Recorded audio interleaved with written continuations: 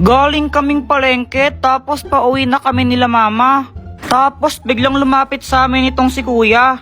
Ate, palimos po. Pangkain lang. Ito, sa'yo na lang ito ha, kainin mo. Salamat po ha, salamat po ng marami. Mama, bakit niyo po binigay yung turon sa kanya? Oo nga mama, dapat sa akin na lang po yan eh. Mga anak, kapag may nangailangan, dapat tulungan natin. Kasi kung anong kabutihan ang ibibigay mo sa kapwa mo, mas doble nang ibabalik sa'yo. Maliwanag? Opo. Gusto ko rin po maging mabait. Tama yan, tara muna tayo. Jepoy, dito ka lang ha. Pupunta lang ka lang mga interest sa saglit. May kukunin lang ako, no? Bantay mo yung bahay. Opo. Ako lang yung naiwan dito sa bahay. Tapos tignan nyo si Joanna kung anong ginagawa niya. Tignan nyo, para siyang baliw oh. Anong ginagawa niya? Hala, wait lang, may kumakatok. Ano pong kailangan nyo? Magandang araw, andyan ba yung mama mo? Bakit po? Magsusulisit lang kami para sa liga. Para sa liga ng barangay. Ay, sige po, wait lang. Pumunta agad ako sa wallet ni mama. Tapos naalala ko sinabi niya dapat daw wag maging madamot. Ito po oh. Uy, grabe naman, sobrang laki naman nito. Pasabi sa nanay mo ha, thank you. Okay, mag-alala, isa kayo sa pinaka-major sponsor ngayong taon. Maya-maya dumating ning mama ko tapos may dala siyang bag. Nagsusulisit, naghihingi po daw ng pera. Anong ginawa mo? Kumuha po ako ng pera sa wallet mo. Ano? Jepoy, nasa na laman ng wallet ko? Kinuha ko po lahat kasi di ba po sabi nyo, kung anong kabutihan ang ginawa mo sa kapwa, babalik po sa inyo ng doble. Kaya po ayun, nilakyan ko po yung bigay para mas malaki yung balik sa inyo. Ang gigigil ako sa'yo. Guys, may sasabihin ako. Ang hirap pala maging mabait na bata. Hoy Jepoy, wag ka nang umiyak, kapapalo ka sa akin, tignan mo. Ganito kasi yun. Sabi ni mama sa akin, Ayusin mo yung daba mo. Pasaway ka kasi, pasaway ka. Ang batang mabait, hindi napapalo sa puwet. Tandaan mo yan, ha? Opo. Oh! Kaya simula nun, nagpakabait na talaga ako. Tumutulong na ako maglinis ng bahay.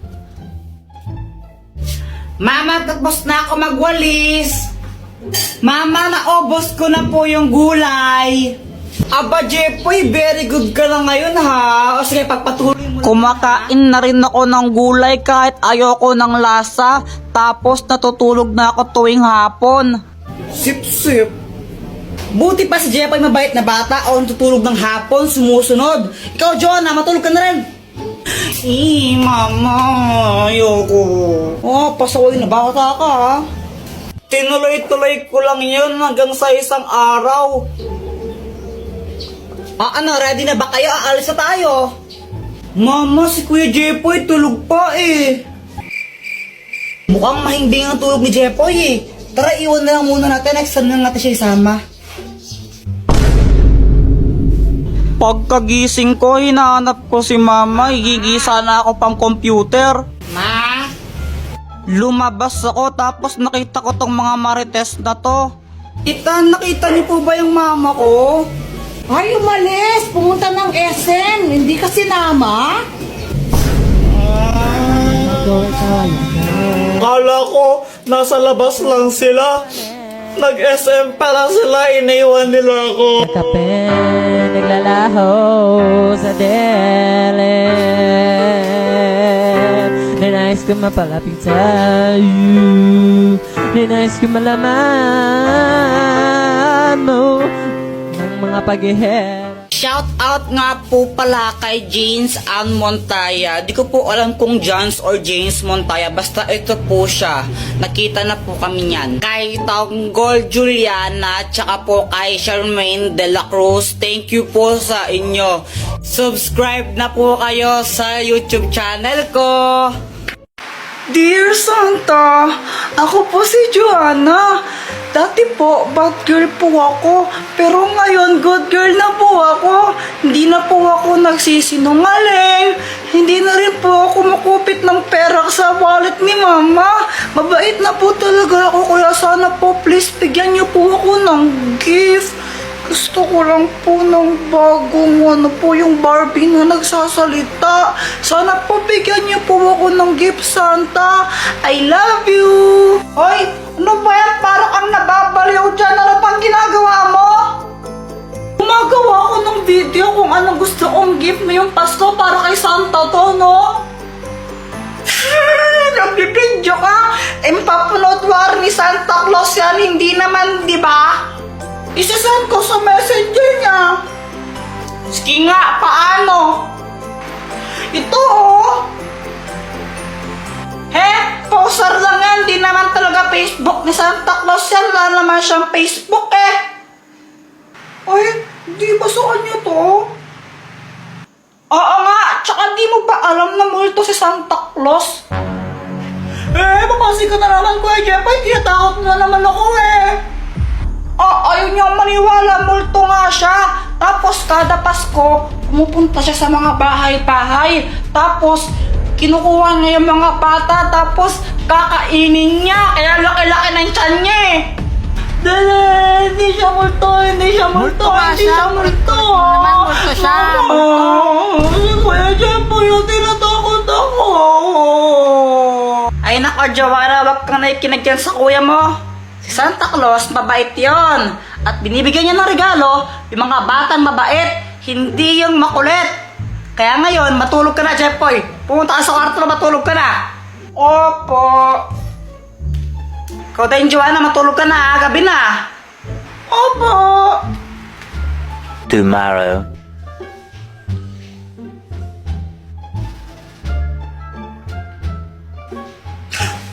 Joanna, anong ginagawa mo dito sa kwarto ko? Nagsusulot ako ng letter para kay Santa Claus. Santa Claus na naman? Di ba sinabi ko nga sa'yo, multo si Santa Claus, kakainin ka nun. Gawa-gawa ko na naman, Kuya Jeffoy, di naman totoo, sinungaling ka talaga. Bahala ka, mamayang gabi, mumultuhin ka ni Santa Claus. Boyet, di ba may costume ka na pang Santa Claus?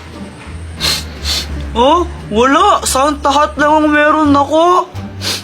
Pwede na yan, pero makamamaya. Anong gagawin mo dun?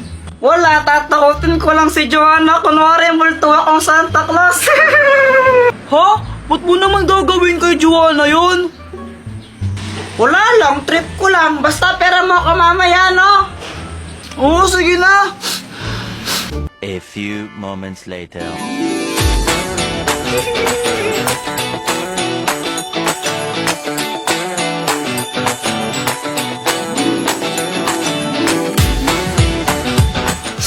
Jeffoy, ito na yung Santa hat, oh. Oy, nice one. Thank you dito, ah. Sigurado ka ba sa gagawin mo? Siyempre naman, paiiyakin ko si Joanna. Samantha, wait lang. Ihilang ako, no? O, sige.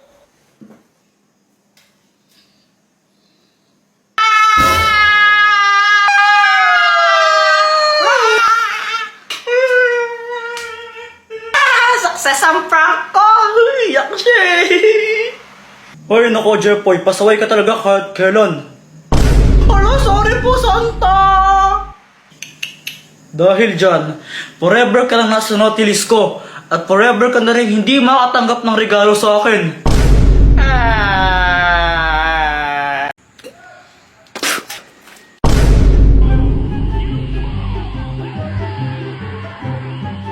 Boom!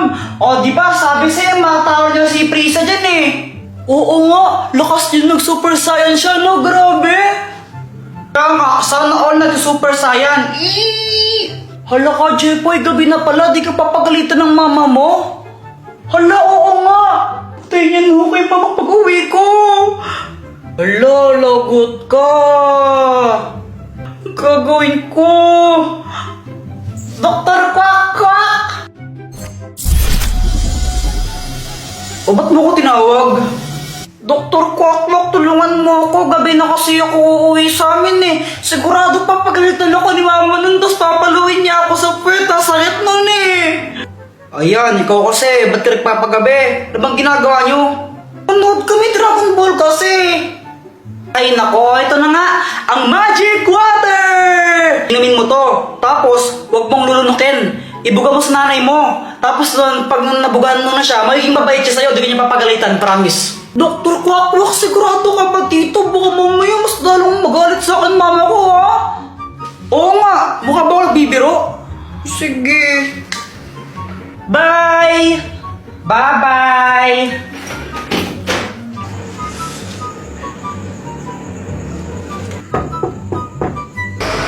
Aba!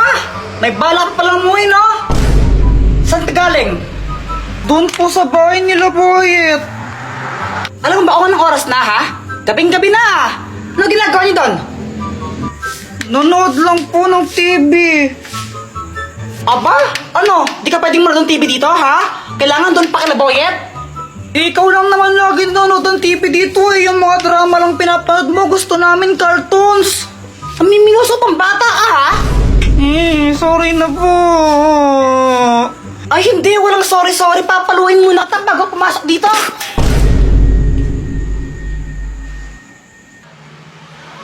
Jepoy, dito ka na pala. Pasok dito, dali. Pasensya na, ubusan ka na namin ng ulam, pero huwag kang mag-alala. Papaano lang ako, deliver nila ako ng Jollibee. Di ba yun yung gusto mo? Favorite mo yun, di ba? Opo. Tara, pasok lang dito. Ang galing gumana.